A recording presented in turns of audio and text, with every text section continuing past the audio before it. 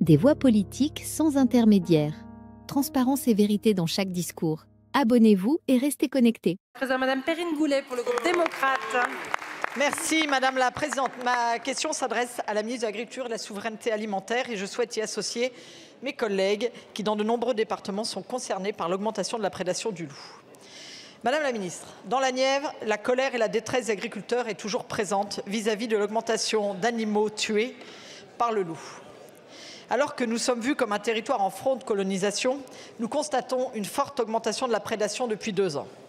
11 attaques en 2023, 48 attaques en 2024.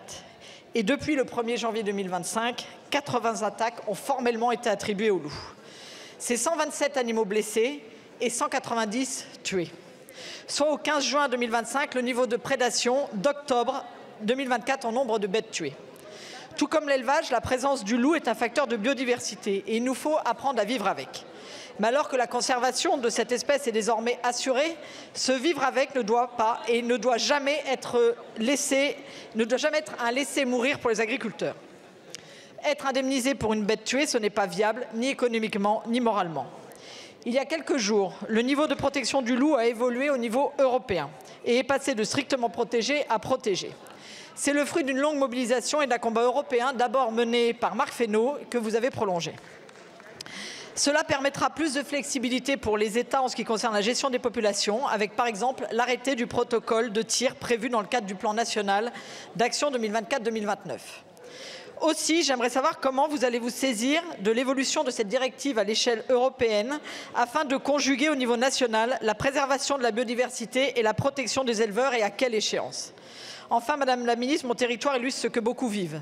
Aussi, pouvez préciser devant la représentation nationale si un nouveau comptage et donc de nouvelles cibles de prélèvement vont être effectuées pour correspondre aux réalités de nos territoires?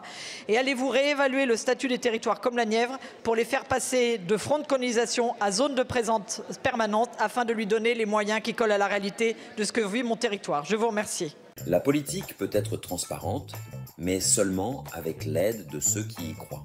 Ce projet est une initiative citoyenne qui apporte les discours politiques non modifiés directement à vous. Si vous pensez que cela compte, soutenez-nous. Partagez nos vidéos, abonnez-vous et aidez-nous à grandir. Nous croyons que chaque voix compte et que chaque erreur peut être corrigée. Si vous remarquez un problème, faites-le nous savoir. Ensemble, nous pouvons rendre la politique plus claire et plus juste. Le changement commence avec chacun de nous. Êtes-vous avec nous ?